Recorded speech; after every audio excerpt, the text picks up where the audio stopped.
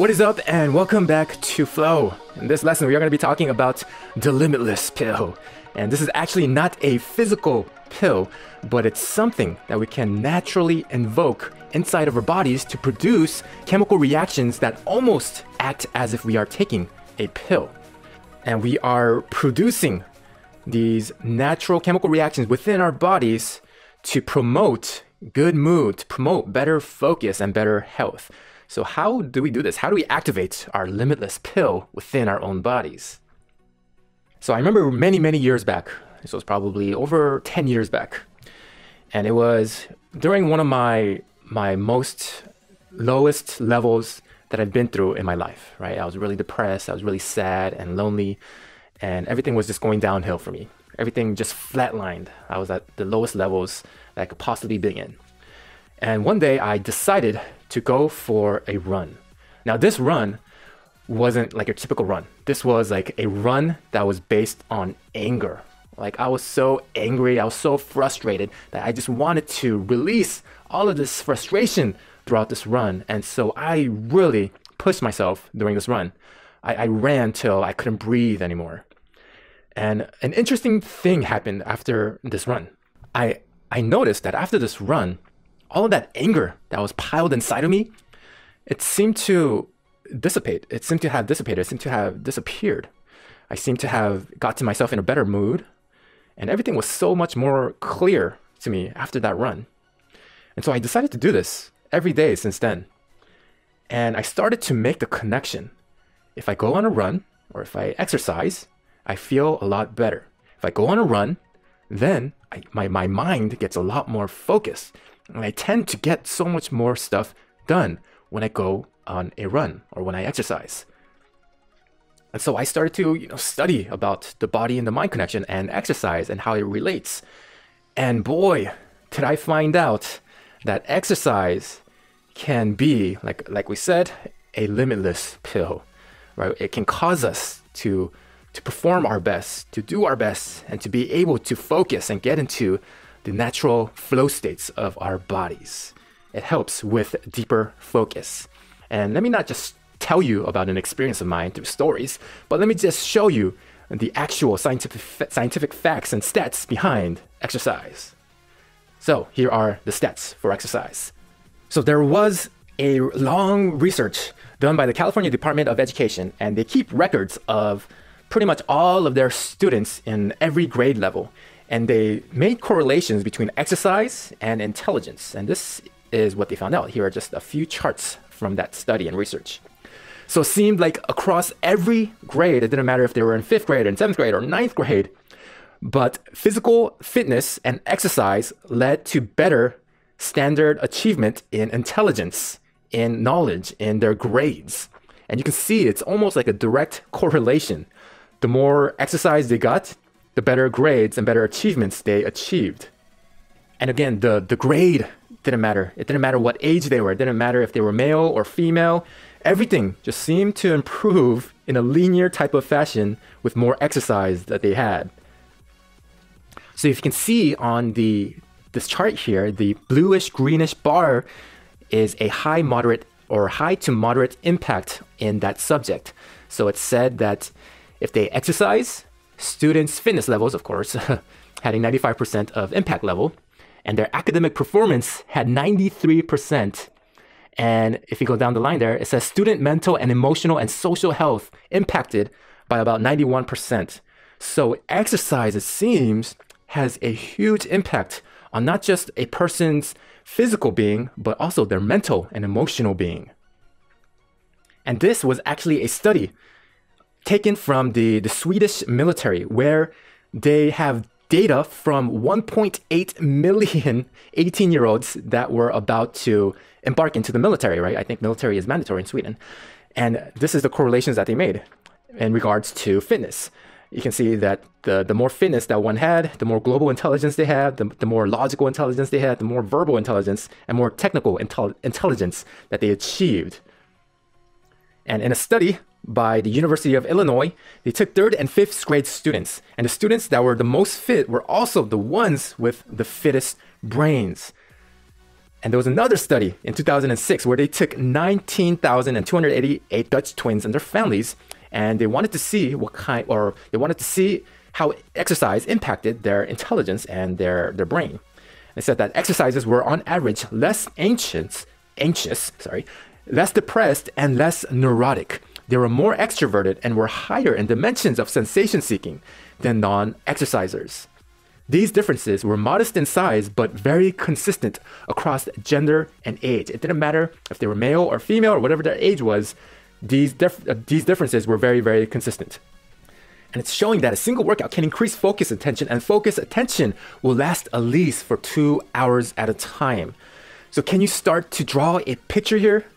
Can you start to see the importance of how vital exercise is, and not just for our physical bodies, but for our brains and for focus, to be able to get into and reach those flow states and to use our bodies to create a pill-like substance that can release these chemical reactions to get more focus.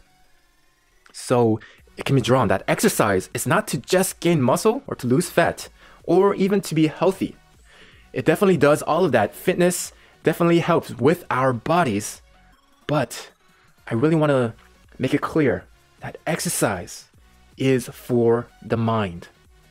Exercise is crucial for the mind. Exercise is vital, essential for the mind. It's unbelievable. If there were a drug that could do for human health everything that exercise can, it would likely be the most valuable pharmaceutical ever developed. Exercise is a smart drug. Exercise is also a mood drug.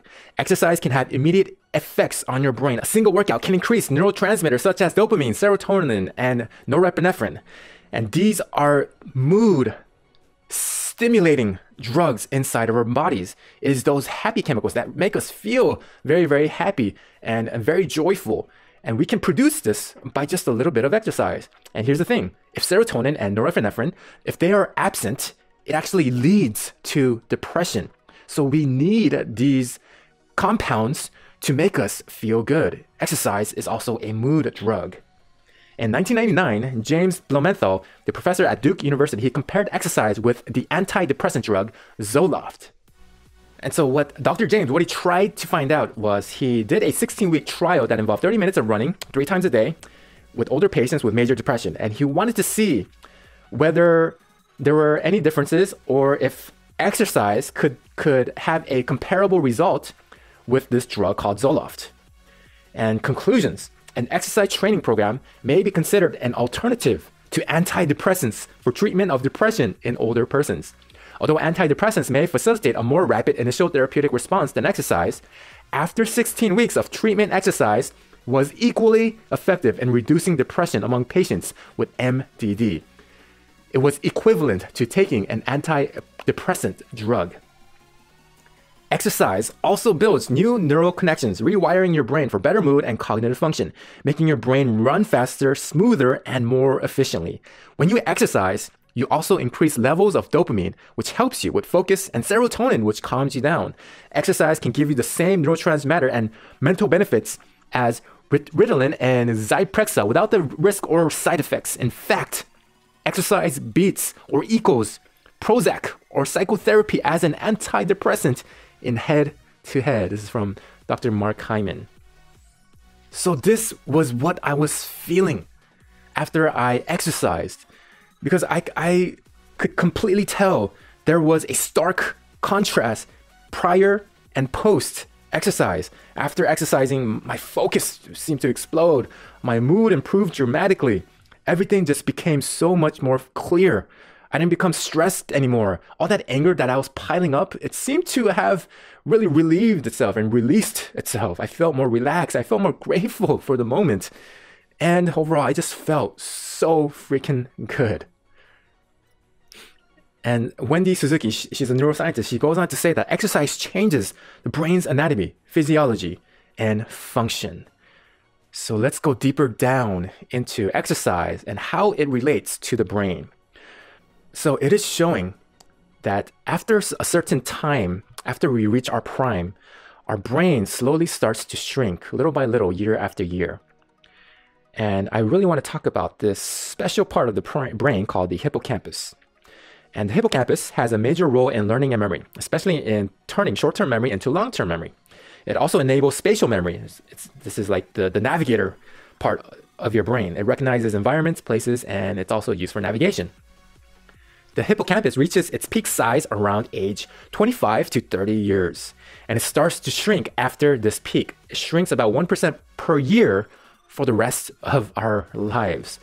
So we have a shrinking brain after we reach our peak, or so that was thought to be the case.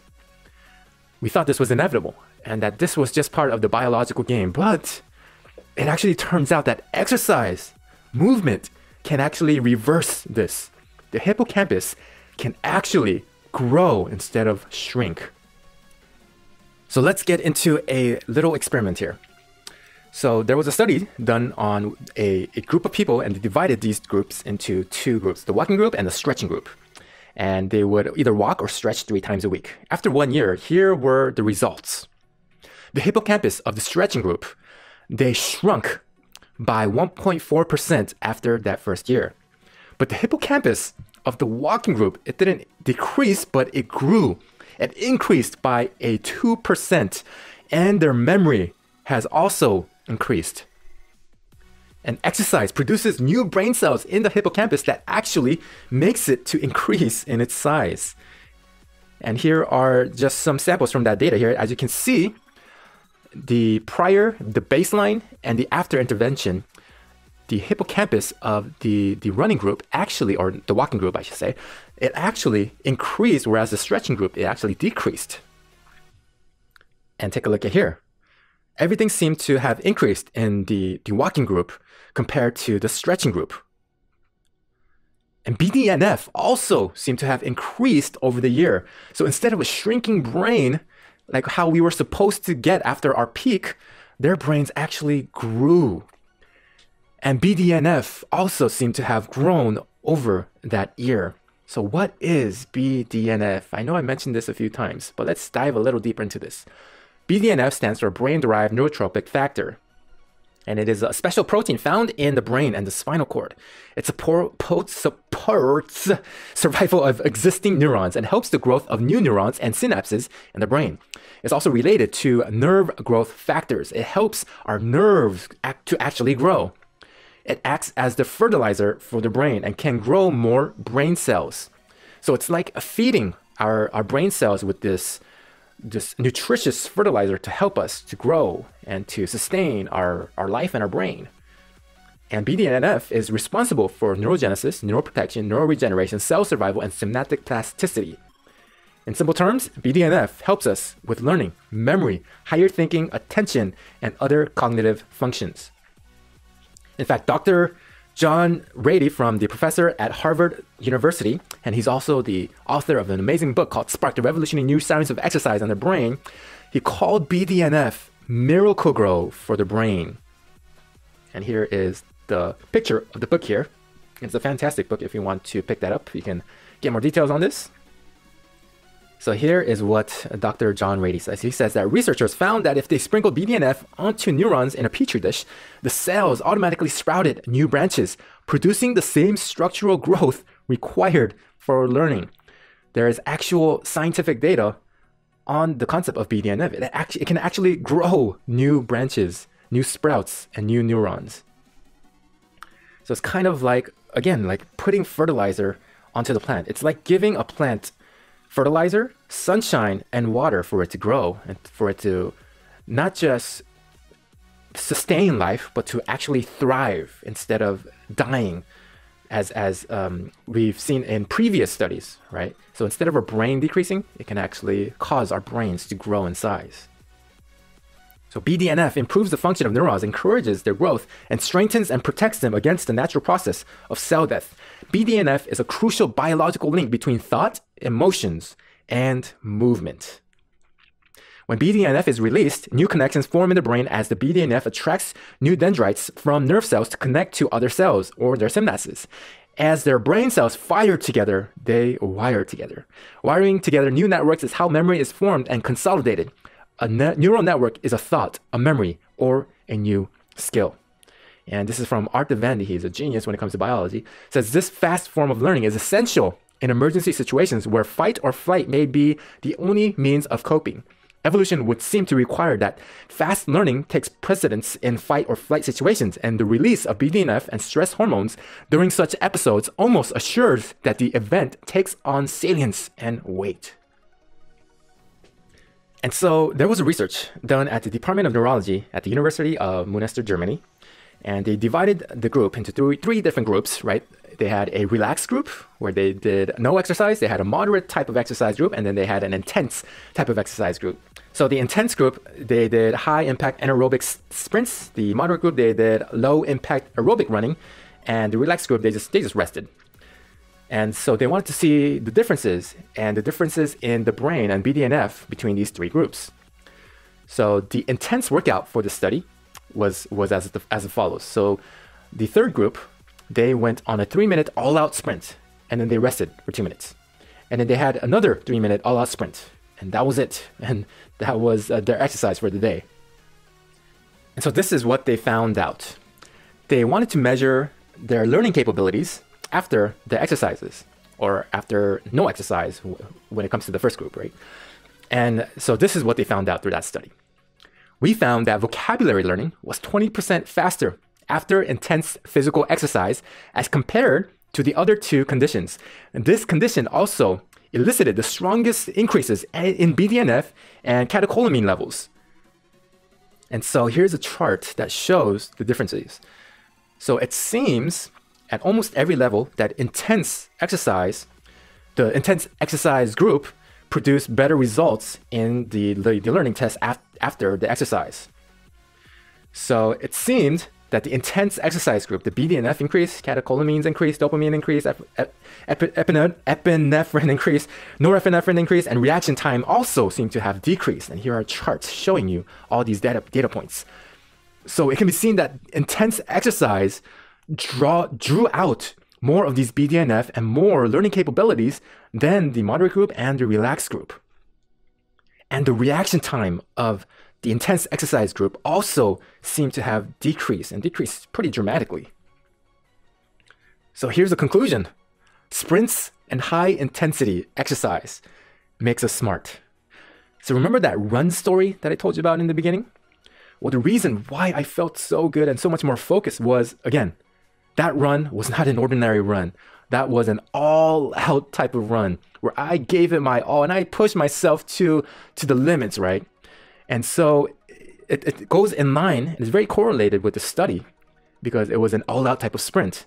And that is why my body started to produce all of these chemicals that made me feel really good, that helped me to get more focused, and that just made me, it elevated my mood and elevated my thoughts and my thinking.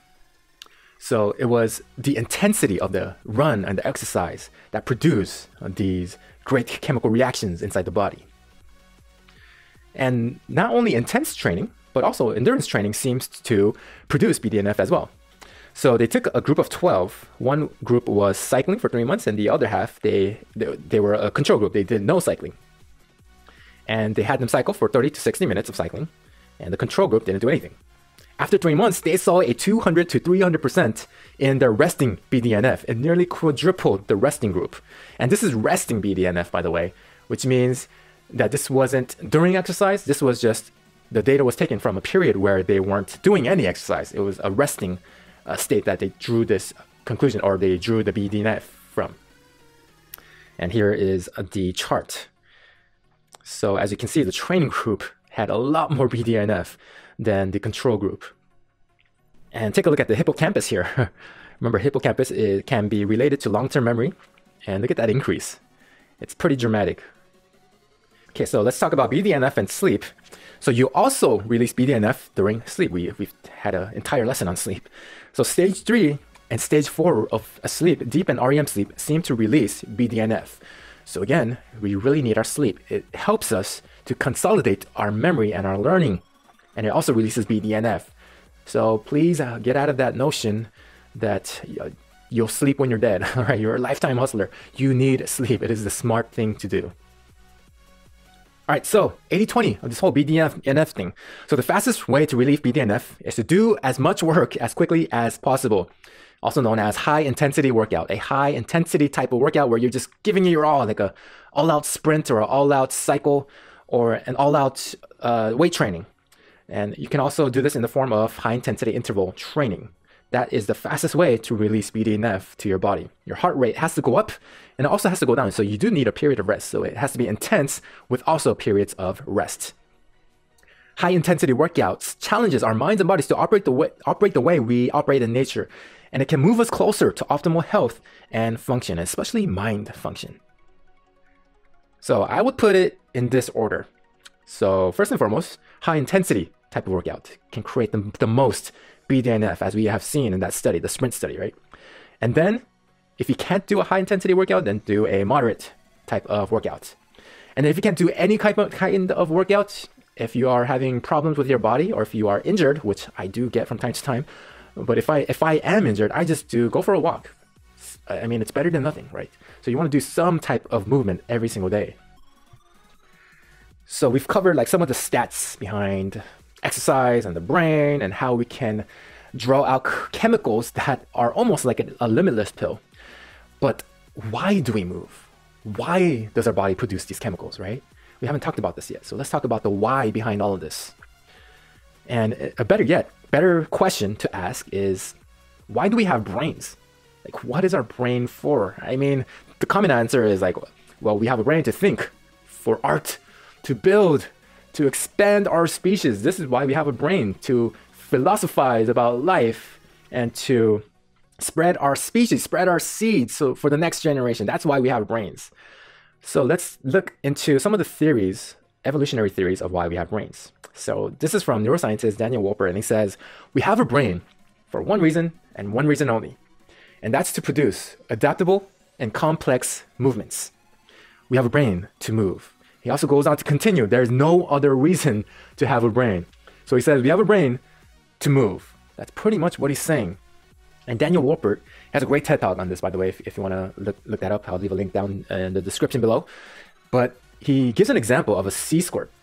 He says sea squirts, in the early stages of its life, it looks for a plant or like a reef to set its habitat on.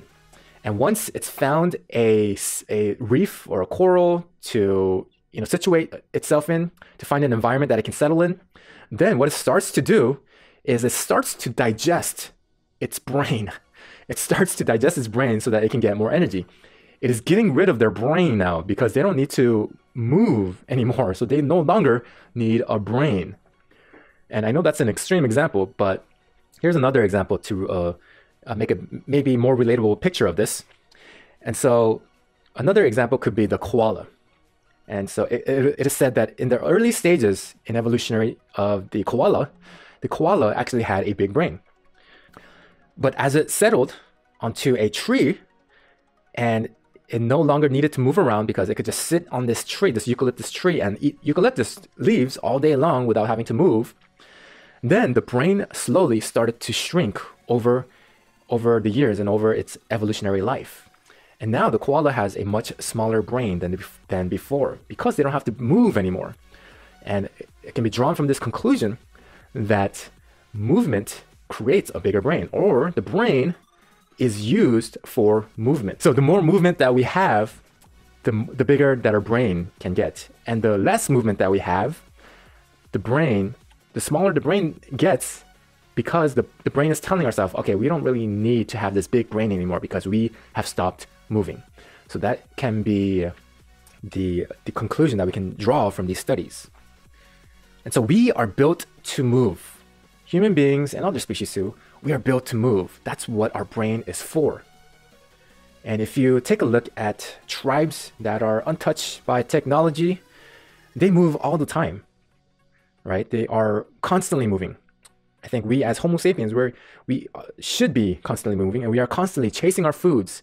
Like 100,000 years ago, we were constantly hunting. We were constantly foraging for food. We were constantly fighting off prey, where we were never settling and never farming. But we found technology, and so we started to settle. We started to farm, and we started to produce food in a mass form. And so like 10,000 years ago, the first farmers came onto the scene. And about 200 years ago, we started to become industrialized. And over the last few decades, we became digitalized. And so we stopped moving. We stopped having the evolutionary pressure to move because food is abundant. Food is everywhere now. We can just use our phones and have food delivered to our houses. We don't really need to even go out to eat anymore. We have everything at our disposal without moving. So we became more and more sedentary than before.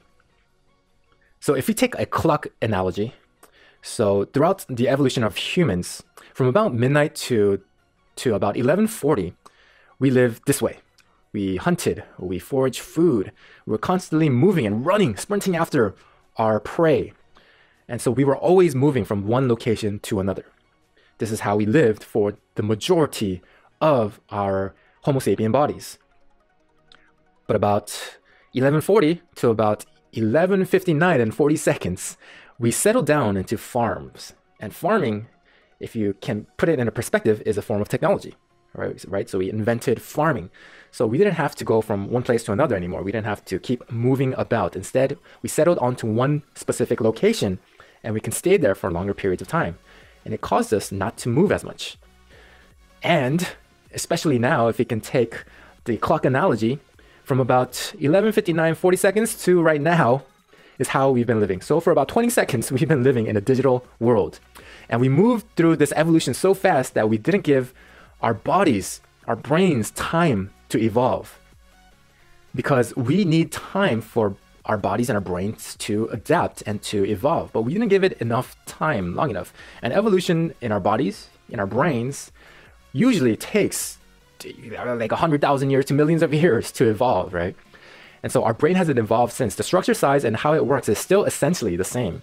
If we take a time machine and we meet somebody with the exact same physical structure, including our brain. So if you take a time machine back to about 100,000 years ago, we will meet a person who has pretty much the same physical structure, including our brain size. It's going to be very same, but we are becoming more and more sedentary. So now we are becoming more and more like the koalas, right? The koalas used to have big brains, but because it found and settled into one location and stopped moving, the brain slowly started to shrink. And it's kind of like foreshadowing what we are seeing within Homo sapiens, right? We are not evolving anymore. We are actually devolving our brains if we stop moving. If we look at nature and other species, evolution usually takes slow changes. Like I said before, it takes about 10,000 to 100,000 of years to change. But we were moving so quickly that we didn't give our brains time to change. And again, if we stop moving, we will turn into koalas. That's pretty much what I'm trying to say here. We will transform into koalas if we stop moving. No offense to koalas. I think they're extremely cute. So if you take a look at tribes that were untouched by technology, such as the Hadza people in Tanzania, they walk about 6 to 7 miles every single day. This is about equivalent to 15,000 to 17,000 steps every single day. And now we can track our steps using fitness trackers, right? And health trackers. And I personally use my Oura ring to track my steps. And even the Amish, they don't use any electricity. And they do a lot of walking. They walk anywhere from 7 to 8 miles every single day. And this is about 18,000 steps every day. But in the Western modern world that we live in, we average about 7,000 steps per day. And I would guess that this is on the high side. This is if people are consciously walking. But most of us, we are probably driving in the Western world, right? If we live in the States, we probably drive everywhere. And not only that, we try to limit our walking as much as possible, right? Whenever we park in a parking lot to go into like a store for shopping or something, we want to get a parking spot that is closest to the entrance so that we limit the amount of steps that we take. And so I would say that 7,000 steps is on the high side. And so let's ask some more whys. So why does our memory improve when we move? Like why does our body produce BDNF when we move? So when ancestors, they ran during hunting and walking to discover new lands, they would see like these new things and places and environments and experiences, right? And so it makes sense for our brain to improve our memory because this is information that is important for our survival. And so like it's telling the brain is telling our bodies, hey, this is important information. You need to take this down into your long-term memory because it is essential for our survival. I need to remember this environment because this environment is safe, whereas this other environment is not safe. So it's giving us, our bodies and our brains, more power in our learning and our memory. So it increases our memory so that we don't get lost, and it can remember like forageable food locations for the next time that we are here. And so of course, this is all, theory. It's not a real scientific data, but it is a very solid type of hypothesis, because it's like, why does our body produce all these chemicals when we are exercising? So maybe like the brain is giving our bodies this information because it is crucial for our survival. And without this information, we would be lost and we would die, right? And another way why our memory improves when we move is we can remember how a certain animal behaves. We can say, oh, this animal is not aggressive, right? This animal does not attack us when we meet it. And then you can draw conclusions like this, okay? So memorize, brain, that a cat is a friendly animal. But then if we see like a lion, for example, we can say, oh, this animal is very ferocious and it kills things. So stay away from this animal. So we can remember how an animal behaves so that the next time we can either outrun it, or we can either outsmart it, or we can hunt it down better for next time. But when we are sedentary and are sitting on our couch, it indicates to the brain that nothing is happening, right? If we are not moving anything, it doesn't trigger those chemicals inside our bodies. Therefore, we no longer need the brain. It's like the koala again. If we're not using our brain, we don't really need it, right? Let's shrink this thing. If we can take the example of the sea squirt, well, now that I am fixed in a location now, I don't really need my brain anymore. So let me just digest this thing and use it for energy. So it's telling our bodies, if we're not moving, we don't need our brains. So let's decrease it. Why waste energy on this thing?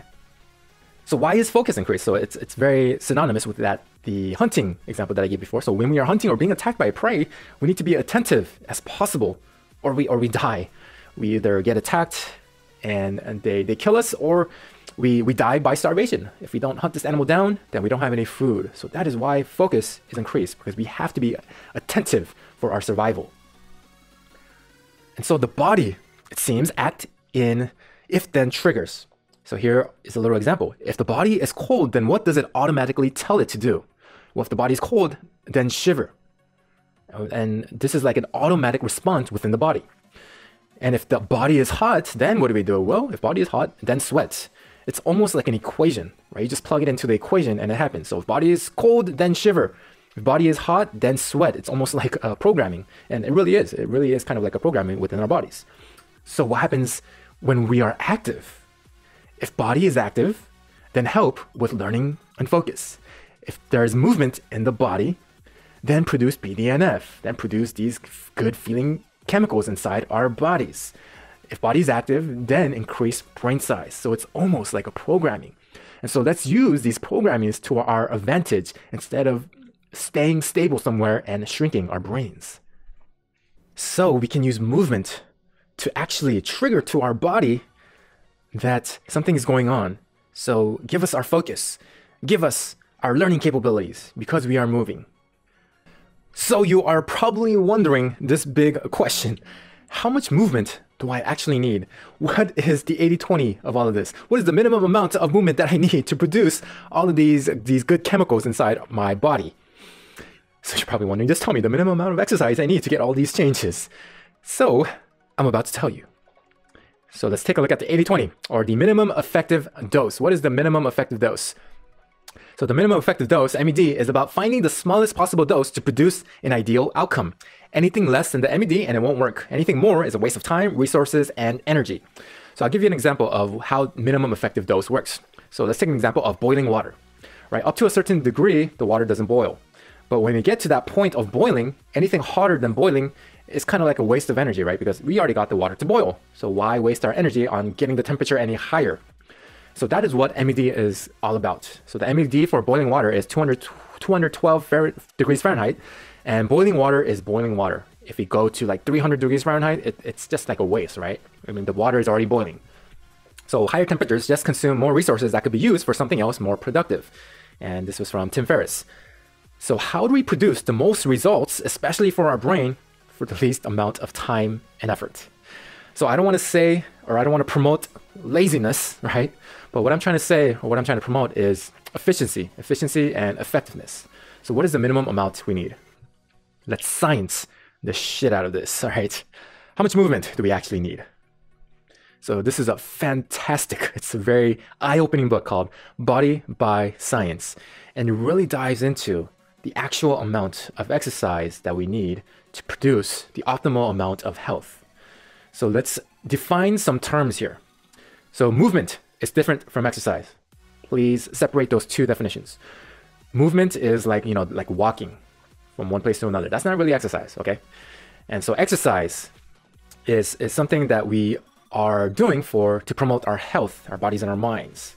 So let's define some of these terminologies. Let's define health, fitness, and exercise.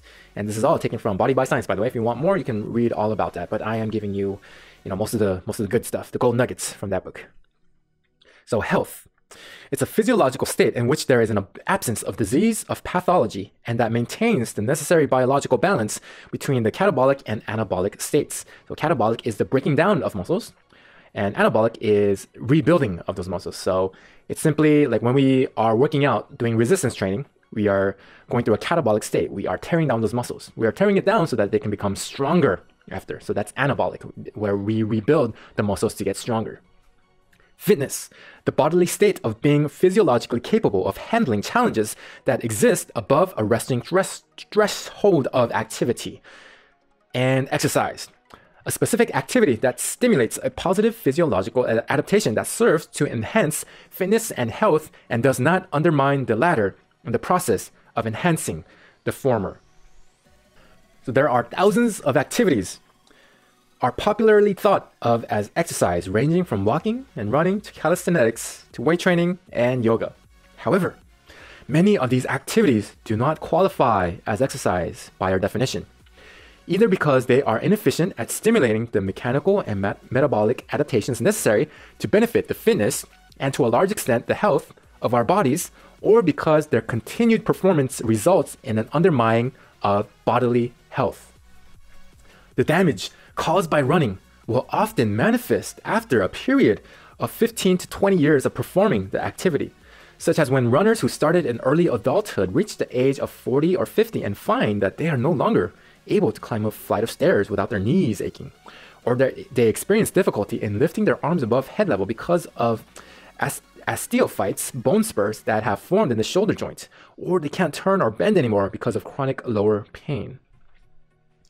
And in the book called Go Wild from, again, Dr. John Ratey, he says that humans were adapted to run, but we were born to sprint, twist, throw, jump, punch, and be the Swiss Army knife of animal movement. So can you tell the difference here?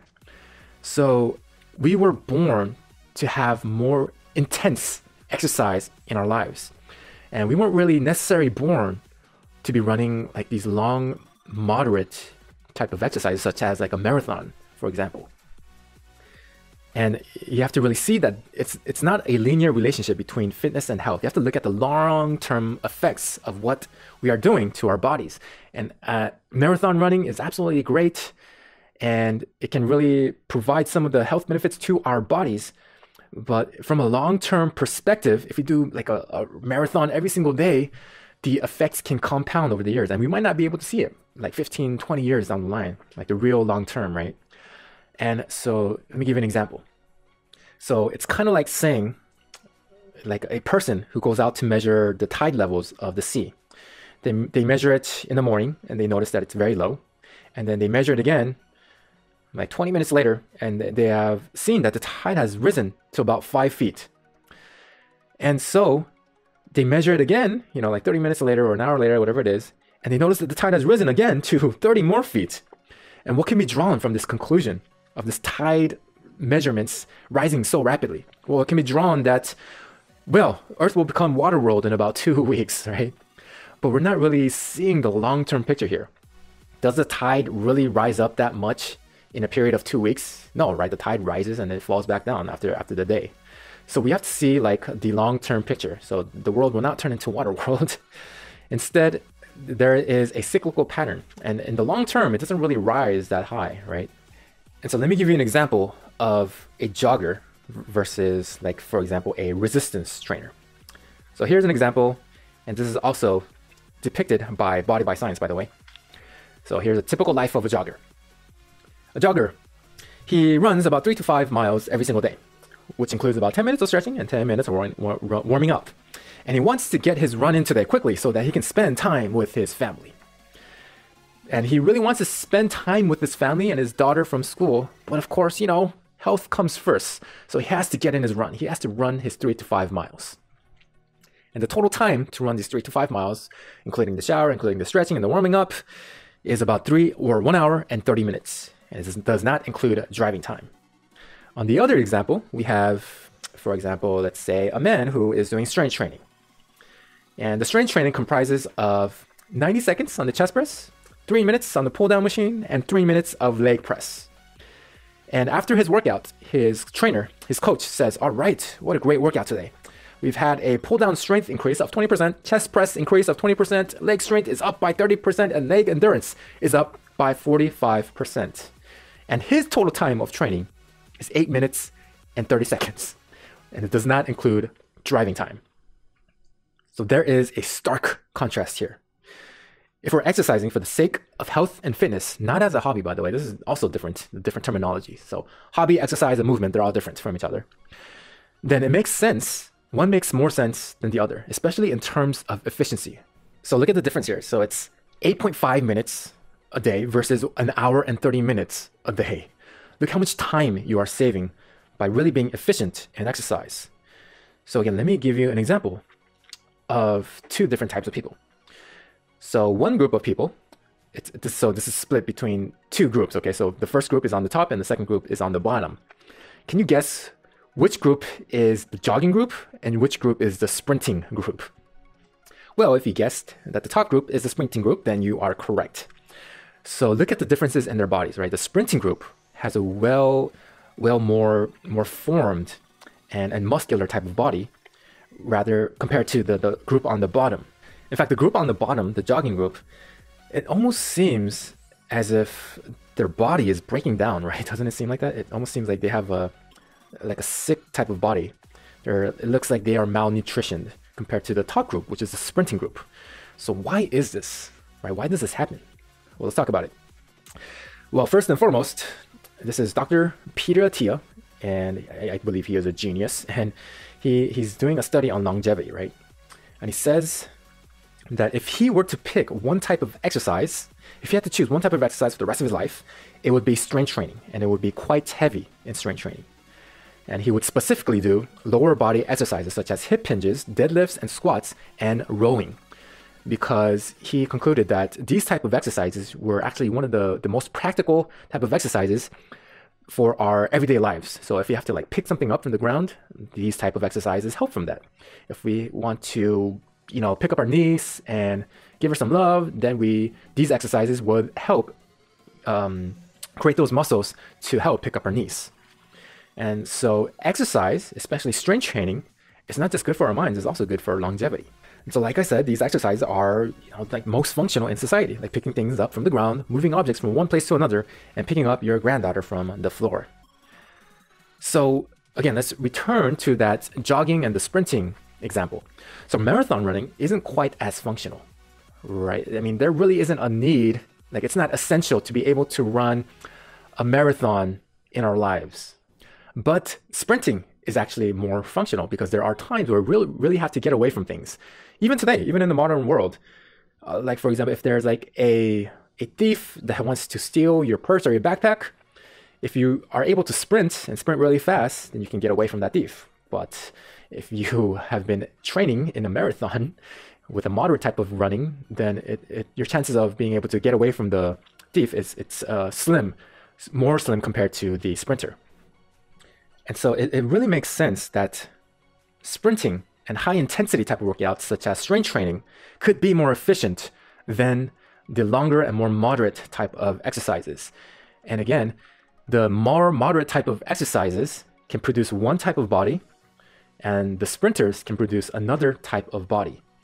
more muscular body at that. And having more muscle on our body improves almost everything about our metabolic system. And I will dive into that in just a bit. But first, let's talk about exercise and medicine. And let's draw some parallels here. So drug and exercise parallel. They both require an optimal concentration.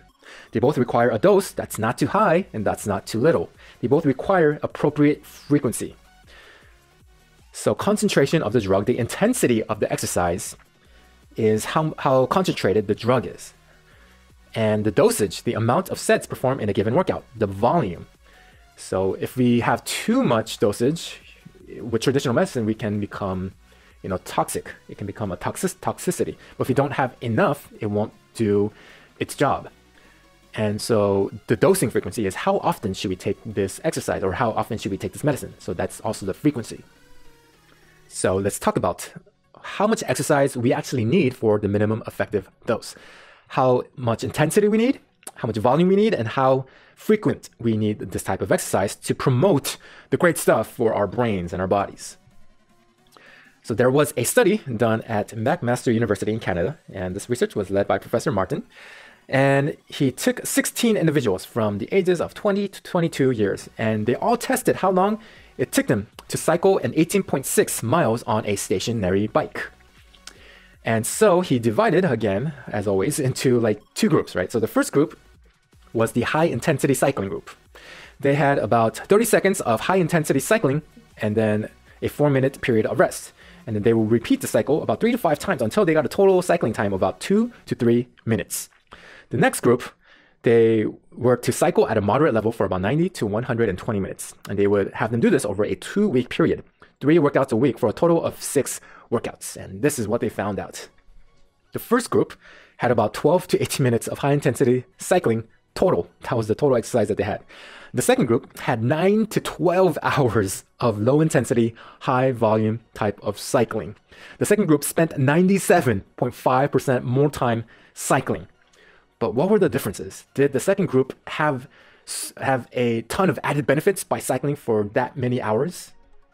At the end of the study, they found that, both groups retested the initial 18.6 cycling test. And both groups improved to the same degree.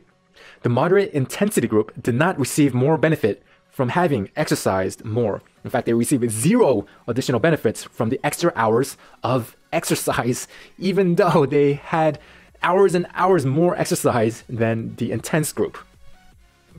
So they even performed muscle biopsies after the test, and it shows the rate at which these subjects' muscles were able to absorb oxygen also improved at the same levels. And biopsy samples obtained before and after training revealed similar increases in muscle oxidative capacity, as reflected by the maximum activity of cytochrome C oxidase and COX subunits 1 and 4 and protein content, main effects P0.05, but COX 2 and 4 mRNAs were unchanged. Training induced increases in muscle buffering capacity and glycogen content were also similar between the groups. Which means the first group also increased their endurance. Here's the big thing.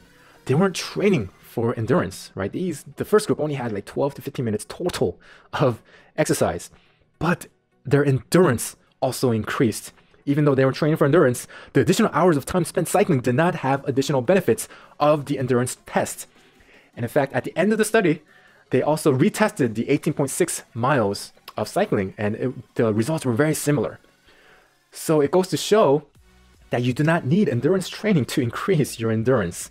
And you can save yourself hours and hours of moderate exercise, and instead you can really stack that into an intense exercise where you only need minutes a week rather than hours. So how could so little time spent exercising produce the same aerobic effects as more conventional workouts in only about 2% of the time? Well, the answer is very simple. It's high intensity muscular effort. It was the harder work of the muscles that resulted in the better improvement, and the shorter duration of the activity, not the activity itself. So for example, a 20-minute 2-mile run, for instance, would prove to be a better cardiovascular stimulus than would a 2-mile run that took 30 minutes to complete. At the other end of the spectrum, an exercise that you're capable of performing for only 60 to 90 seconds will produce an even better cardiovascular stimulus for the exact same reason. The muscles are working harder, as are the energy systems that support it. So remember, I gave you an example of fasting and how, if you look at it from a certain perspective, fasting is a smarter way of eating rather than splitting up your meals, right? You are eating the exact same thing, but fasting, because you are using your biology to promote health benefits, you are eating in a smarter type of way. Same thing applies here. High intensity workout, even though it's like the same 2 miles that you are running, you are working out in a smarter way, and more efficient way, and more time-saving type of way.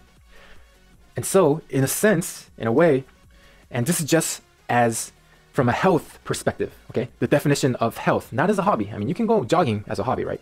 But just from a sheer perspective of health, it can be drawn that sprinting is a smarter way, more efficient way than jogging. And we're going to be talking more about muscle and how it impacts our brains and our entire bodies in a little bit.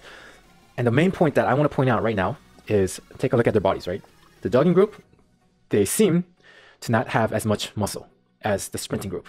In fact, they seem really, like I said, they seem really malnutritioned. It's almost as if their muscles have atrophied. And it really seems like their muscles have really declined instead of increased. Whereas the sprinting group, they seem to have a lot more muscle. Their bodies seem to be a lot more toned, and they just naturally seemed a lot more in shape than the jogging group. So that is what I want to talk about next. Muscle is gold. Let's talk about smart health, smart type of exercise, and really maximize our efficiency, really milk this exercise to have the most benefits and to have the most efficiency, the MED of exercise. And what it comes down to is really muscle. So muscle is gold. Strong bodies have strong bones. With strength training, you're increasing bone mineral density. Skeletal muscle is metabolically active. You are burning more calories per day just because you have more muscle. So just the fact that you have more muscle, even though you are resting, you are burning more calories per day because of the added muscle. Studies show that body burns 35 calories a day for every pound of lean muscle weight gained. It also increases cardiovascular health. Strength training improves blood pressure and triglyceride levels similarly to cardiovascular exercise. But it has even greater benefits on HDL, the good type of cholesterol that we talked about. It increases the strength of tendons and ligaments, and of course it lowers fat. You also have a better resting metabolism. You're getting health benefits even while sleeping because of the added muscle that you have. You burn more calories even at rest. Whereas if you don't have muscle, you're not getting the resting benefits. Of course, you also get all the brain benefits that come from exercise and promoting muscle. So it can be said that the center of metabolic health then is not the heart and cardiovascular system. We've been looking at this wrong way. It is the muscular system. That's where the enzymatic activity takes place, and it takes place by means of an amplification cascade, so that when you activate the cause, the effect is much greater at the muscular level. It's in muscle where all the gold that can be panned from exercise is found. The fitness world's misplaced focus on the cardiovascular system needs to be redirected to the muscular system, because that's where everything that results in positive adaptive change happens. Muscle is gold. So let's take a look at muscle and dive a little bit deeper into the different types of muscle. So there are 4 types of muscular fibers. And an individual's muscle fiber type and distribution are genetic, but most of us have an even distribution of these muscles. So most of the world, we have an even distribution of these 4 different types of muscles. So these are the 4 types. We've got slow twitch muscle fiber, which is type 1, fast twitch muscle fiber, which is type 2AB, fast twitch muscle fiber type 2A, which is fast and oxidative, and fast twitch muscle fiber type 2B. You don't really got to know the terminology here, you just got to know how it works in general to get the most out of this. So slow twitch muscle fiber, type 1. It's more efficient at using oxygen and extended muscle contractions over time. They fire more slowly than the other muscle fibers, but they have more endurance. So these type of muscle fibers, the slower twitch muscle fibers, they are common among long distance activity runners, such as marathon runners, right? But they aren't capable of creating much force. So the next type, fast twitch muscle fiber, type 2AB. These are intermediate fast twitch muscle fibers. It's a combination of type 1 and type 2. Uses both aerobic and anaerobic metabolism to create energy. So they have intermediate in speed, endurance, and power.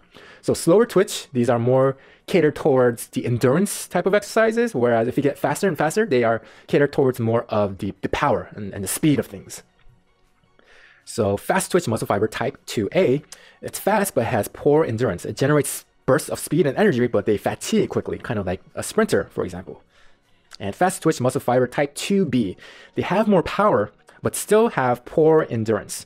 And the highest rate of contraction, this is the fastest type of muscle fiber, but also fatigues the fastest and needs rest.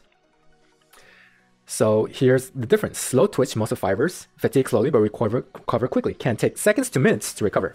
Whereas fast twitch muscle fibers, they fatigue quickly but recover slowly. Because of their high force input, they burn through more glycogen.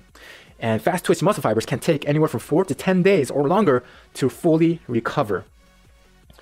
And so motor units. A motor unit is a group of identical muscle fibers. So a fast twitch motor unit is just a group of fast twitch muscle fibers. And intermediate twitch motor units are just a group of intermediate muscle fibers, whereas slow twitch motor units are just a group of slow twitch muscle fibers. And it looks something like this. So these motor units, they have like these branches that locks onto these muscle fibers. A motor unit is kind of like a tree trunk with branches. So the slow twitch motor unit is small and it has approximately 5 or 100 fibers per unit. Fast twitch motor units, they have a lot more, 10,000 fibers per unit. And it engages in the all or none law, which is the law of muscle physiology. All 100 or 10,000 muscle fibers are going to fire simultaneously with 100% of their force. So it's either they fire everything or they don't fire at all. So you're probably wondering, why do I need to learn about these muscle fibers and the motor units? It will all make sense in a little bit, because I'm going to really draw a picture here to why you need to understand this and why it will really influence you to start to exercise in a more efficient manner, in a way where muscle is promoted, because again, muscle is gold, right? So it will all start to make sense very soon. So let's take a look at sequential recruitment. So let's take an example of resistance training. Okay, so say like we're doing a leg press. And we perform this exercise over a time frame of 60 seconds until failure. And so this is what a leg press looks like. This is a leg press machine. So these motor units, they have a sequence where they are activated. So in this type of specific exercise, strength training, slow twitch motor units, they are recruited first. And then the intermediate twitch muscles are recruited next. And then fast twitch muscle units are recruited last. Although fewer recruitment of fast twitch motor units, each one has about 10,000 fibers being activated at one time. And time is also important. So if we fatigue the slow twitch motor unit, the intermediate twitch motor unit will fire. And if you go through this quickly enough without giving them time to recover, then you activate the fast twitch motor unit.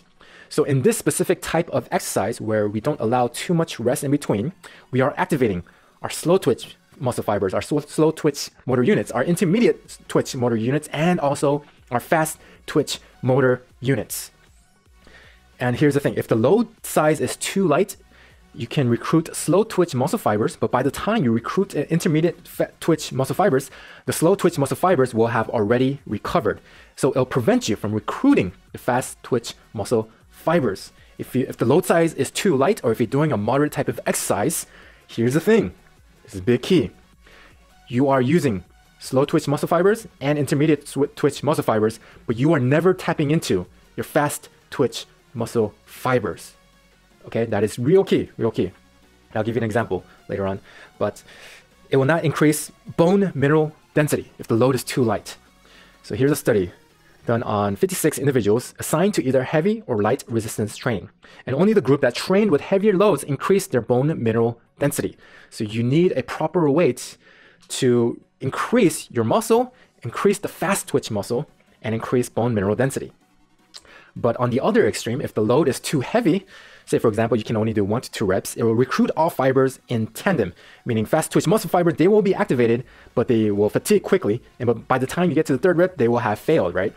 but you're not going to have enough force producing ability to thoroughly involve your slow and intermediate muscle fibers.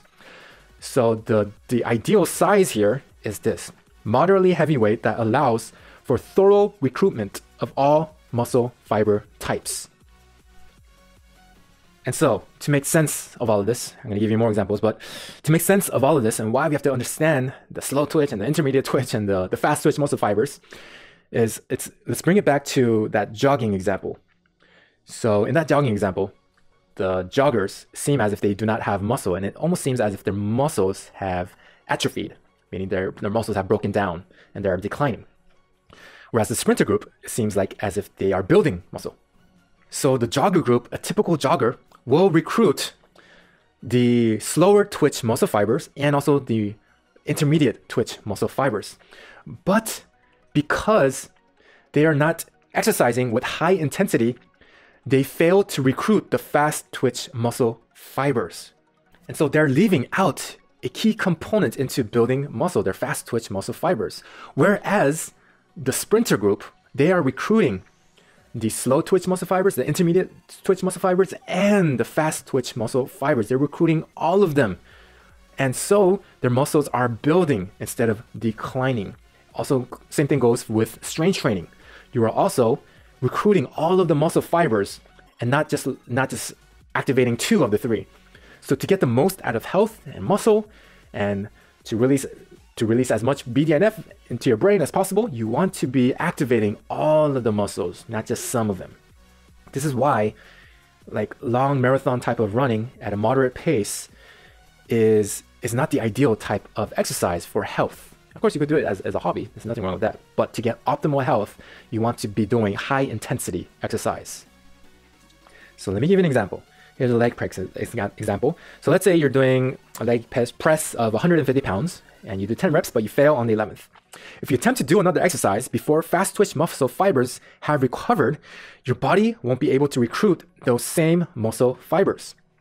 And remember, fast twitch muscle fibers can take anywhere from 4 to 10 days or longer to fully recover.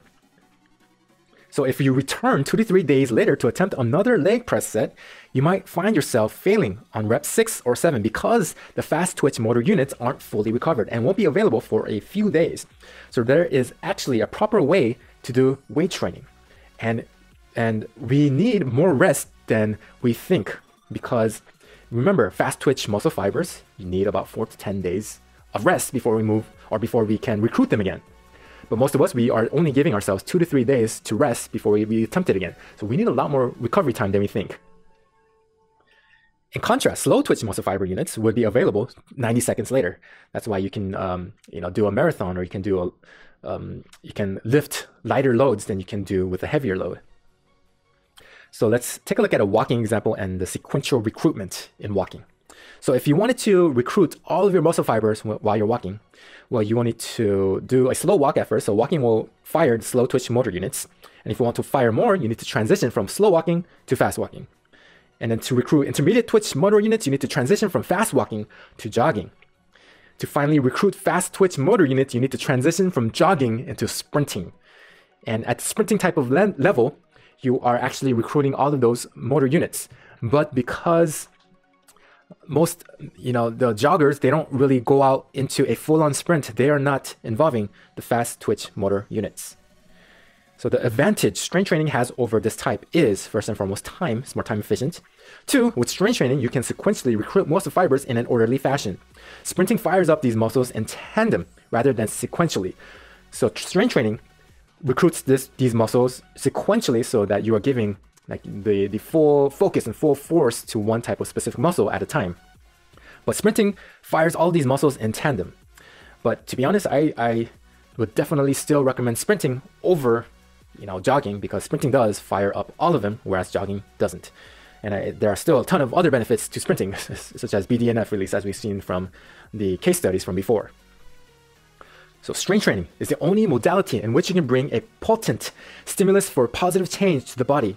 And as you raise the stimulus and intensity level, you are actually becoming weaker and therefore inflicting less force on your body. This is one of the unique advantages of strength training. The forces are low to begin with.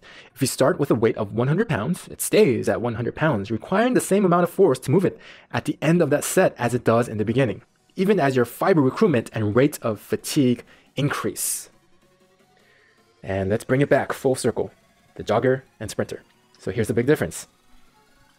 Sprinter activates all the muscle fibers and motor units, and the jogger might only be activating the slow and intermediate muscle fibers. That's why you can see the muscle buildups of the sprinters versus the joggers. In fact, jogging, it's hard for me to say, but jogging can almost be seen as being detrimental to muscle. Because here's the thing, on low intensity training, not only, and this is a jogger example, not only is he never emptying his muscles completely of glycogen with his low intensity, steady state activities in the pursuit he believes of improving his cardiovascular health, but also because he is not using his muscles at a high enough level of effort, they will, as studies have shown, begin to atrophy. Jogging might be detrimental to your muscles. It's very counterintuitive, right? Okay, so he goes on to say that the glycogen storing capacity of these muscles will diminish with each successive week that he engages in these low intensity steady state activity, lowering the level at which a cell becomes full of glucose and the bloodstream begins shunting the superfluous glucose to fat storage, thus hastening a process that could lead to coronary artery disease. His glycogen storing capacity is reduced so that the point at which his muscle becomes completely full of glycogen, and therefore the point at which he will develop insulin resistance, will now potentially come sooner. This is particularly true if he experiences a loss of muscle mass, which low intensity steady state activity can perpetuate. So big eye-opening stuff. And I know, like, when I first found out about this too, I was just blown away. I was like, wow. I mean, I used to love doing these moderate type of intensity type of training, right? Like jogging. I love to go out for runs and in a moderate type of activity level. And when I started to read this and started to dive deeper into research, I found out that, muscle is really where it's at. And muscle is like one of the key components of health and for, of course, our focus. And it also doesn't matter if you are male or female. Muscle is one of the keys to health and optimal performance and for focus. So let's take a look at anaerobic versus aerobic type of exercises. So most people in society, they associate the two types of exercises like this, right? Aerobic is like the walking, the jogging, the cycling, the cardio. And anaerobic is like the weightlifting, the muscle, speed, and power. Well, this can be kind of misleading. It can be kind of a misnomer between these two terms. So aerobic means with exercise and anaerobic means without exercise. That's all that it means. So the aerobic pathway is a segment of the totality of metabolism. But what is lost on many folks who exercise is that there are other metabolic segments as well that collectively work together to ensure the total health of the cell and by extension, the health of the organism that the cells collectively work to support and sustain. So you need both for healthy cells, which lead to a healthy body and mind. If you are doing anaerobic exercise, you are also exercising aerobically. Anaerobic exercise is also cardio, and it doesn't really work vice versa. So aerobic exercise doesn't necessarily mean that you are doing anaerobic exercise. But if you are doing anaerobic exercise, high intensity workouts, then it can be inclusive that you are also doing aerobic exercise. So that's like the big difference between the two. The reality is that metabolism is an uninterrupted whole that is intrinsically tied together. The aerobic machinery is fueled by the substrate pyruvate, which can be produced only through the anaerobic pathway. It is during recovery from high-intensity exercise that you're actually getting an increased stimulation of the aerobic system, equal to or greater than what you would get from conventional steady-state aerobic exercise. So with anaerobic exercise, you are getting the best of both worlds. Through strength training and high-intensity training, you are working out both anaerobic and aerobically. Strength training is actually the best way to train the cardiovascular system precisely because, unlike what we refer to as aerobics, strength training actually involves and stimulates all of the components of metabolism. This includes the metabolism that goes on in the cytosol, the liquid portion of the cell, and in the absence of oxygen, and the metabolism that occurs in the mitochondria, i.e. in the presence of oxygen. So I hope I'm convincing you by now that strength training and high intensity training absolutely trumps the lower intensity exercises such as jogging and cycling. Of course, those type of moderate type of activity are definitely better than no activity, of course, for sure, right? But if you want the most bang for your buck, then it is in high intensity exercise. So let's talk about the next part of this medicine parallel, which is volume. So how much amount of exercise do we actually need? We now know about intensity and how intense training can trigger all of our muscle fibers compared to moderate type of training. But now let's talk about the amount. And so this is classic 80-20, classic MED. So we're going to take a look at the efficiency of one set versus multiple sets. So traditionally, we're supposed to exercise and do strength training with sets and reps. For example, 3 sets of 10 repetitions with about 90 seconds rest in between. This is how we are trained and conditioned to think this way, right? So there was a study at Adelphi University, and they surveyed all the known scientific literature related to single set versus multiple set strength training. And this is what they found. Again, we're looking for efficiency and effectiveness, right? More than anything. So they concluded that as a whole, performing multiple sets brought no additional increase in results when compared with single set training. The study overwhelmingly favored the single set of exercise, especially on time efficiency.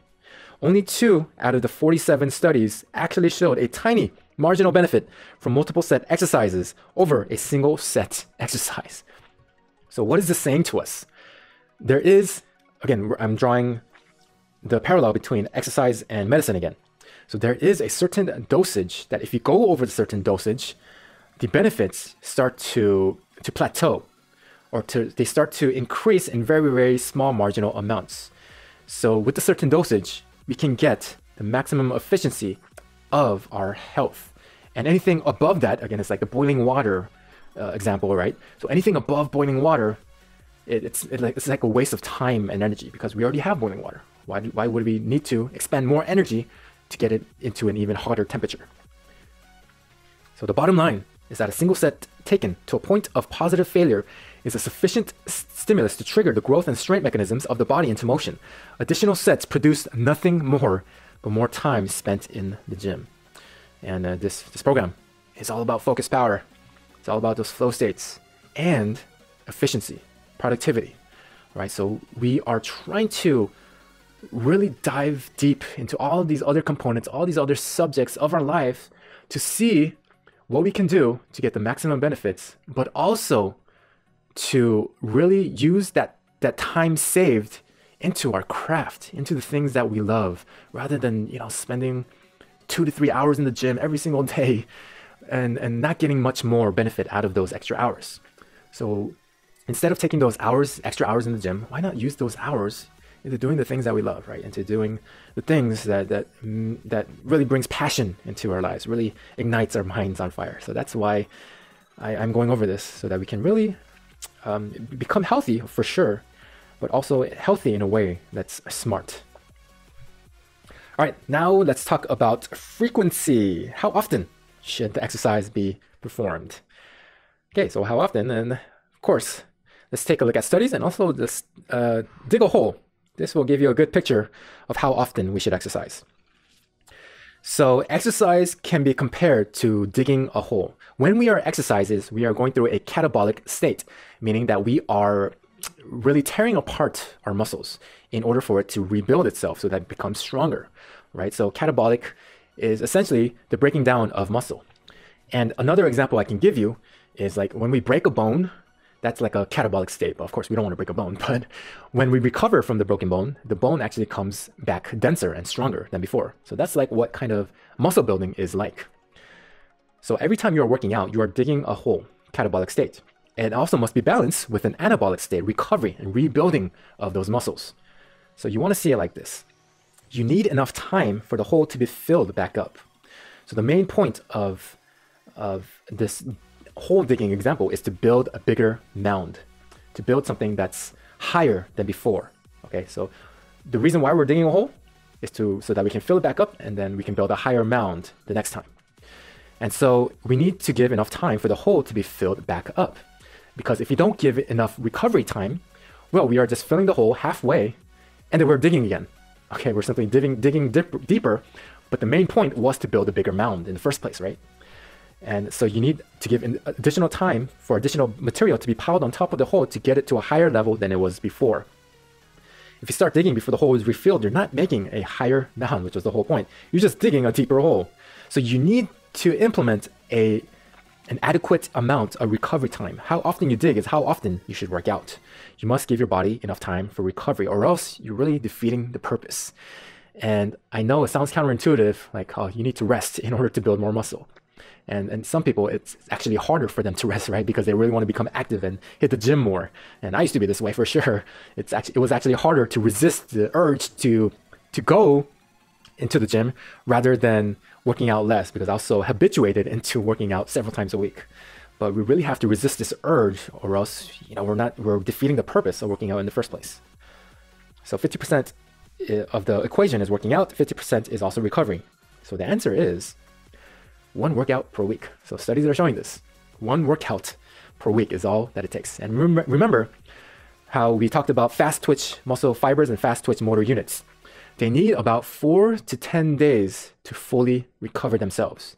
Because if we are activating those muscles again without fully recovering them, then again, it's like we're building a hole, but we're not filling it up all the way, and we're defeating the purpose. So you need adequate amounts of recovery. And people think that we need strength training 3 to 5 times a day. I used to think this, but this is actually counterintuitive. We need to allow fast twitch muscle fiber to rest, or we're wasting time. So the smart thing to do, and please don't see it as laziness, it's just smart thing to do, is to rest and to resist the urge to work out more. So there was another study done, and don't you just love studies? And I love the scientific studies like this, because it really solidifies the theory and hypothesis of these studies, right? Of why we think this way. So it's really drawing a solid conclusion for us to rely on, like data that actually works, data that actually backs everything up. So there was a study done at the Utah University Strength Laboratory, where they took a group and split them into 2, like always, and they had them do 1 set of leg press. The first group was once a week, and the second was twice a week. And the conclusion of this was performing a single set of leg presses once or twice a week results in statistically similar strength gains. So they had similar strength gains, even though one was working out twice as much as the other. There was another study done by 2 different institutions, and they had a study done on senior citizens who exercise once a day versus who exercise twice a day. And after a 9-week period, they concluded that no difference in strength changes between training once a week versus twice a week after 9 weeks. 1 set of exercises performed once weekly to muscle fatigue improved strength as well as twice a week in the older adults. By the way, I know like a lot of this presentation is all about like muscle and body and health and everything, but how does this relate to the brain? What type of exercise, what type of strength training is best for the brain? How much frequency? How much intensity is the best for our brain? Because this program is all about the brain, right? About focus and flows. So let me give you the answer. So all of this is based on a health model. How often should we exercise or move for our mind? So let's combine this. Let's combine the muscle is gold model with exercise that promotes the highest amount of BDNF for the least amount of time. And it is this. This is the answer. This is best for our brain, our focus, which is like, seriously, my life revolves around focus and creative and intelligent power. So here's the key. Strength training with high intensity exercise. That's the key. That's it. Strength training, high intensity exercise. You get the best of both worlds. You get that resting metabolism and other benefits of muscle, and you get the BDNF surge from the burst of intense workout. And so I'll give you like the best way, in my opinion, on how you can do both of these workouts in your weekly routine in the action items after this lesson. So hobbies versus exercise. I've talked about this before, but you can do physical activities as a hobby. So there's nothing wrong with doing yoga or stretching, or of doing Pilates, of jogging, but try to separate exercise from a hobby. So again, real exercise is stimulating our muscles to its capacity and really engaging fast twitch muscle fibers. And regular exercise or regular hobby exercises might not promote this. So you can absolutely, go on a run. I love to go on runs, but try to separate them from actual health and brain promoting exercises. So, you can do yoga, but also combine that with strength training. You can do both. Why not? And here's another thing. So, exercise is commonly associated with mindset, especially like that discipline type of mindset. Oh, I'm going to do one more set. I'm going to push myself today. I'm going to increase my reps by 20%. Come on, I can do this, right? And so you can do endurance workouts for the discipline and mindset. But again, try to separate this from actual health. So you can, like, for example, you can do like an Ironman challenge for the discipline and like that never giving up type of mindset, right? It's really good for that type of mindset and discipline. But just know that any exercise above the minimum effective dose will yield smaller increments in results. And you also want to be careful of your joints, by the way, because going on these Ironman after Ironman after Ironman might take a toll on your body. Not now, but you might see these problems further down the line, like 15 to 20 years down the line. So just be careful of your joints. But I am absolutely for like that discipline. Like, okay, I can never give up. I will never give up on the set. I'm going to give it my all today. But again, you want to try to separate that from actual exercise. You can do it as a hobby. But for the maximum and optimal health and time efficiency, just try to implement some kind of strength training, and in the proper way. You also do need recovery. All right, HIIT, or high intensity interval exercise. Exercise is one of the best ways to stimulate the release of an important protein called PGC1 alpha. And it helps to regulate metabolism and mitogenesis. But just like with sleep, the quality of your exercise matters more than the quantity. Simply logging in a few extra minutes on the treadmill won't cut it. It takes high intensity interval training to release this type of protein. So again, we want to be engaged in high intensity workouts and not just like a moderate type of workout. For exercise to be time efficient, it must be of a high intensity. As the intensity of your exercise increases, you must reduce both the volume and frequency. Exercise of long duration or high frequency is possible only with low intensity activity. From a biological standpoint, you want to provide a stimulus that will cause your body to adapt favorably. Here is the overall picture and the bullet points for all of this. Exercise can be seen as the limitless pill, but there is a specific type of exercise to really release all of the chemicals that a limitless pill can release. And so exercise helps you to learn better. It drastically reduces stress, it reduces anxiety, it lifts mood, and even helps people get out of depression. And I can also, that's also a personal case of mine, right? Improves focus, helps ADHD patients out of their prescriptions. High intensity exercise releases a lot of BDNF.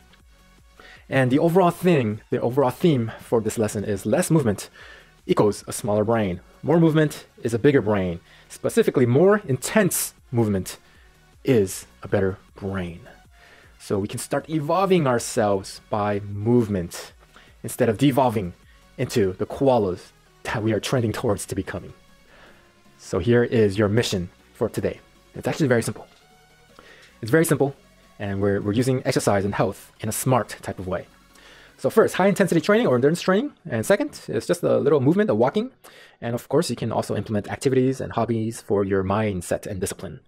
First, I want to say, I'm not a doctor. If you have an underlying health condition, always check with a good doctor before you start any health regimens or exercises. This program is just to share information and not health advice. Always consult your physician. Please do your own due diligence. Action item number 1, high intensity interval training or HIIT. So this can be very, very simple. And I love simplicity. So I only do things that are simple and not complicated. So you can do a sprint or an all-out cycling. So this can be your protocol. These are just examples.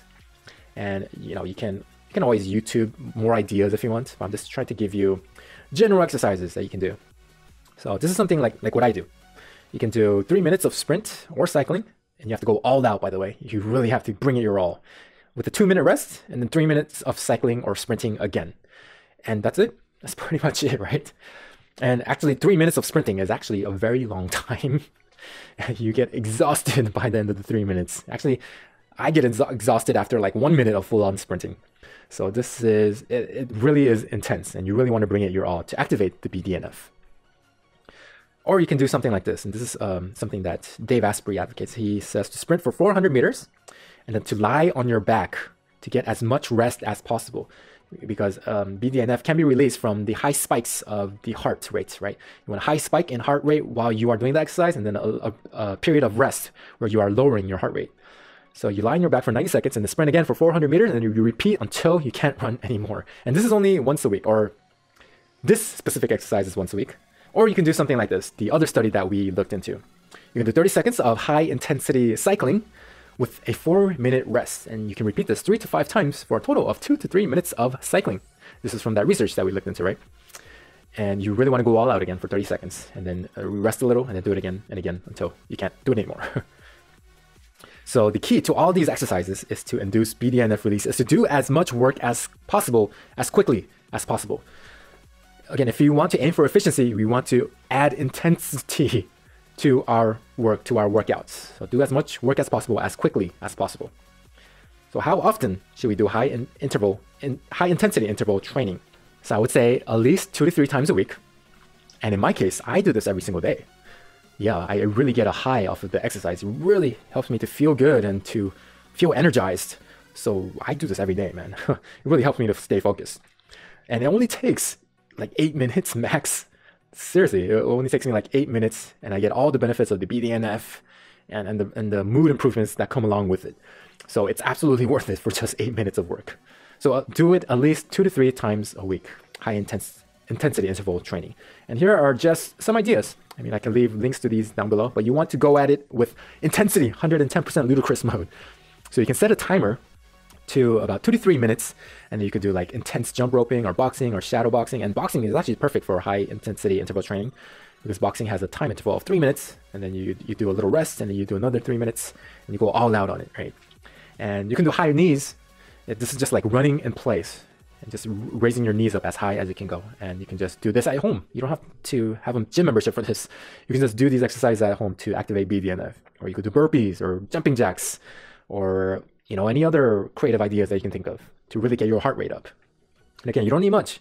You only need about anywhere from 3 to 8 minutes of high intensity workout to induce BDNF. Okay, but in addition to HIIT exercise, you also want to try to include strength training. And you want to try to include the big 5. This comes from the book Body by Science, right? And they list the big 5 exercises that will give you the most benefit and the most compound workouts for activating a majority of your muscles. So here are the big 5: seated row, chest press, pull down, overhead press, and leg press. And I will leave video examples of each of these exercises down below.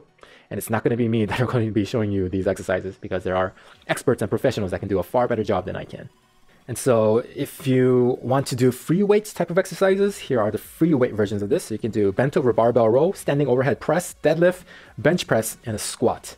And remember, not just for our mind power and our health and body, remember Peter Attia, he said his study on longevity, it makes sense that we include some kind of strength training, especially like a deadlift or like a squat or a row type of exercise into our lives for the longevity of our bodies. And actually, if you want to boil it down even further, the 80-20 of the 80-20, here's the big 3. You want to at least include these inside of your exercises. You can do a leg press and combine that with a pull down and a chest press. At least you can do this for your strength training. At least the very minimal is these 3. So here are what they look like. I'm pretty sure most of you are familiar with these: squats, deadlifts, pull-ups, overhead press, and bench press. And so how many times should you implement strength training? Just do once a week. That's it, once a week. So how I do it is I do once a week of strength training, and then every day I do some kind of HIIT training. I do HIIT training every day except for my strength training day.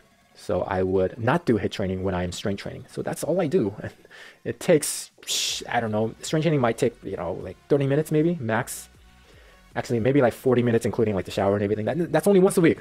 So that's only once a week. And then the HIIT, it only takes maximum 10-15 minutes every day. That's all the exercise I do. And it really brings me focus power, and it really brings me good health. So strength training, you want to do 1 set to failure. Remember those studies about 1 set versus multiple sets? So 1 set is all we need, and 1 set to failure. And so let's talk about concentric and eccentric type of lifting. So concentric is during the lift, and eccentric is like the lowering of the weight. So if you take an example of like a barbell movement, barbell curl, so the concentric movement is the raising of the weight, and the eccentric contraction is the releasing or lowering of the weight. And why this is important is because how fast should you lift and lower these weights? So you want to do it, and this is a research from Body by Science, by the way, as slowly as possible without a series of starts and stops. So you want to do it in a way which is smooth, but you can also get it up all the way without, jerking, without those jerking movements of starting and stopping. So slowly as possible without any jerky movements, as slow as you can go, that can produce a smooth type of movement. And you want to do this both on the concentric and eccentric contractions. And so like there has been many debates on like, should you raise and lower these weights as fast as possible or as slow as possible, right? So there was a study at YMCA, and they took two groups. One group trained in a slow type of fashion, and the other group trained in a traditional faster type of motion. And after 10 weeks, the slow group showed about 59% increase in overall strength, while the fast group showed about 39% in overall strength.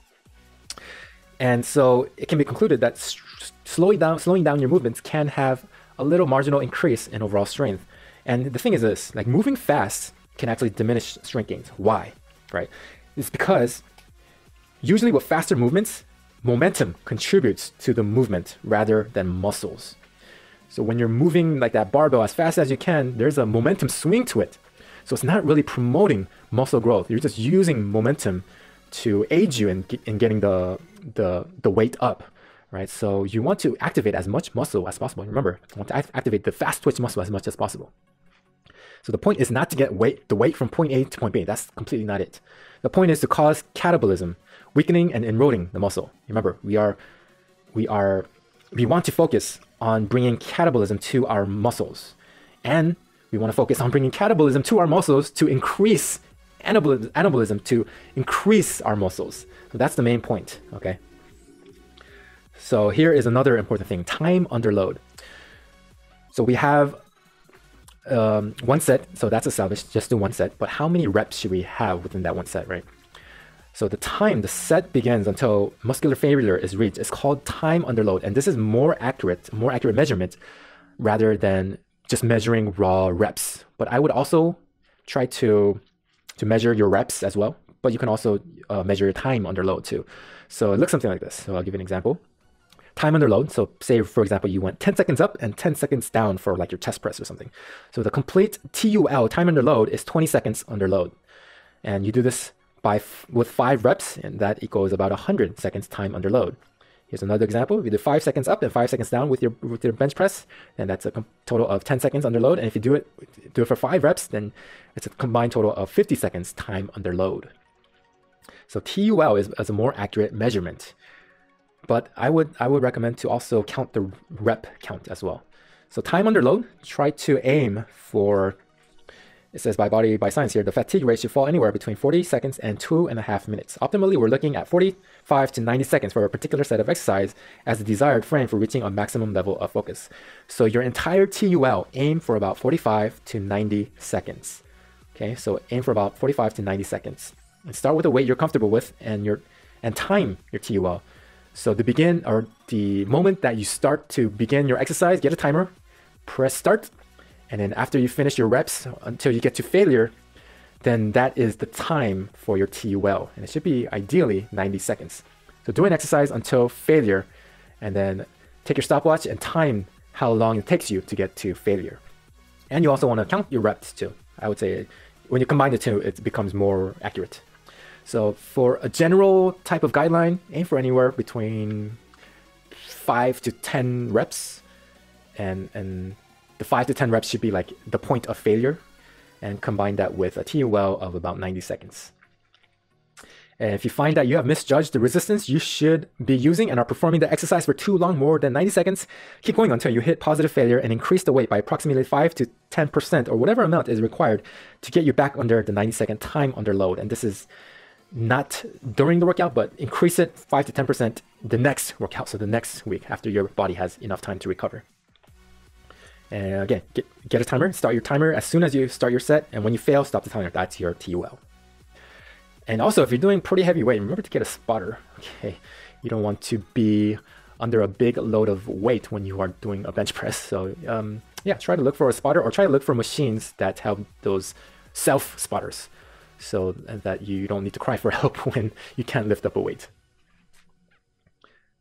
All right, so again, ultimately you want to do strength training and high intensity training in both. And you want to do these at least 2 to 3 times. Strength training once a week and high intensity training at least 2 to 3 times a week.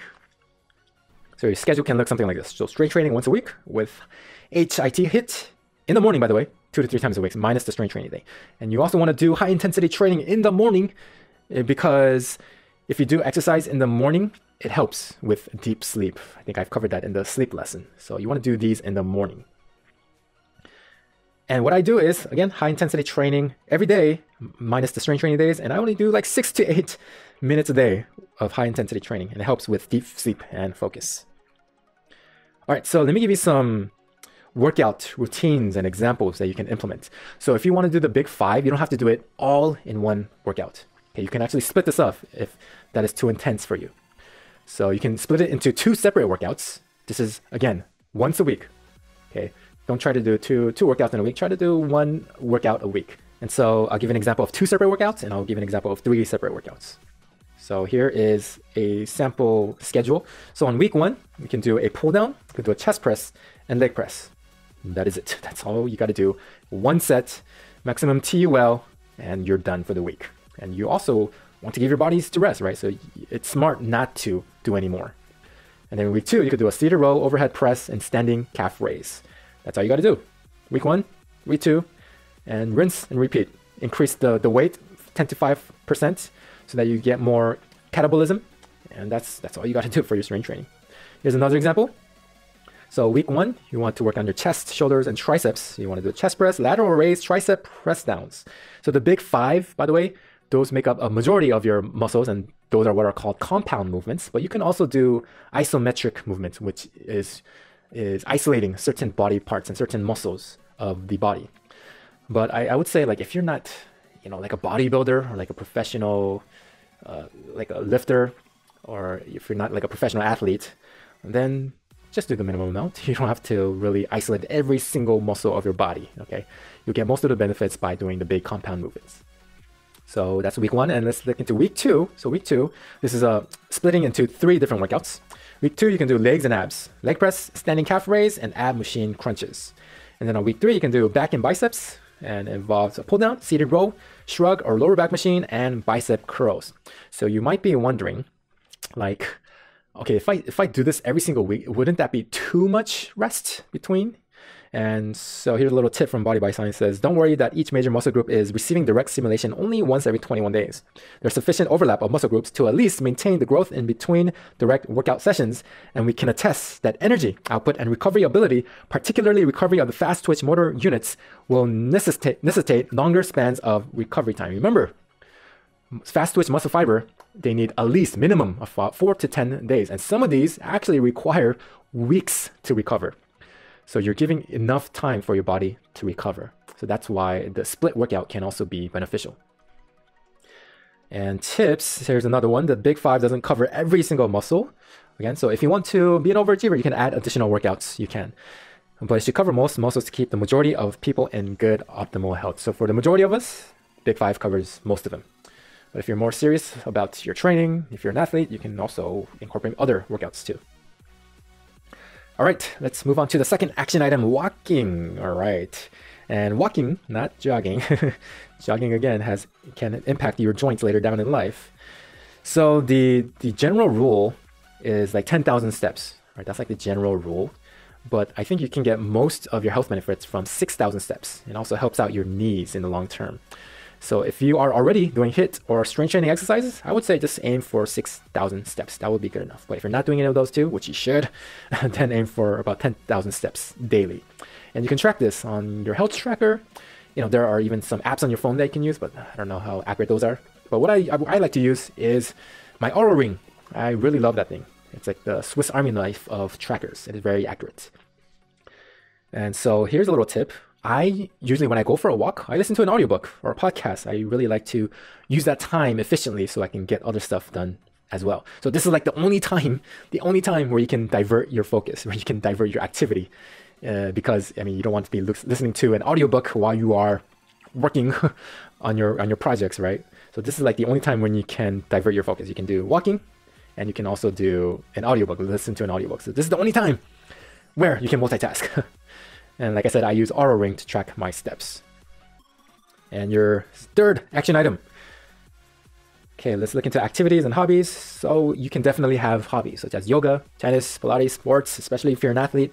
But again, try to separate them from actual strength training or high intensity interval training. But if your sports is a type of high intensity interval training, then you might not want to, do another set of high intense interval training. You can just use your sport, say for example, as like tennis, as your form of exercise. But you also want to include strength training to the mix.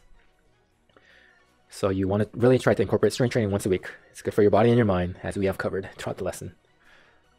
So exercise for discipline.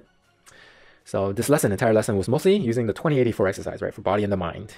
But if you want to be an overachiever, and I do sometimes recommend this, right, because exercise and really pushing our bodies to our limits can help us to adopt that discipline that we really need for our life. Like we need some kind of discipline and some kind of mentality to challenge us in life sometimes, like that, the never giving up, that type of mindset. And it can be seen as a type of muscle. Like the more we get disciplined, the better we get at it. So like discipline is kind of like a muscle as well. So like long form exercise can become a form of discipline, adopting a never mind giving up type of mindset, like CrossFit, boxing, martial arts, and everything. So you can implement this stuff, but just be sure to not overdo it. Remember, way down the line, our joints and our bones can become atrophied because these long form exercises, they can add up over time. And you can also incorporate isolation exercises instead of just the compound exercises if you want to be an overachiever. And just be careful not to overtrain. Remember, we want to do this in a smart way, and resting is smart. It's not laziness, it's doing things in a smart way. You need a lot of recovery time for fast twitch muscle fibers, and also be careful of your joints. And if you are doing strength training, by the way, you also should be tracking. Always want to be tracking. And the app I use, it's free, by the way. It's JE Fit. It works both for Android and iPhone. And just like with every other thing in this program, we want to be tracking. We want to have an objective view on our progress, okay? It looks something like this. It's very easy to use, very simple to use. And so our goal is to improve our workouts from the week before, increase our weight from the week before, and increase our, or not increase our reps, but just to increase our strength overall, which generally points to increasing our weight. Okay, so here are just some more tips. Always be hydrating when exercises, especially and even on recovery days, let's just say. So at least 2 to 3 liters every day, and especially on ketosis, because again, once you're starting out in ketosis, you're going to be losing a lot of water weight, a lot of sodium. So always be drinking and always be hydrating yourself with electrolytes. And this is from the Willpower Instinct, and it says, exercise turns out to be the closest thing to a wonder drug that self-control scientists have discovered. So please take action on those action items, and I hope this lesson has really widened your perspective and opened your eyes to exercise and how beneficial it is for our brains and our bodies. So please go out there, exercise, do some kind of movements, and increase in your focus, your flow, and ultimately in your life. That's it for this module, and I will see you in the next one. Thanks for tuning in. See ya.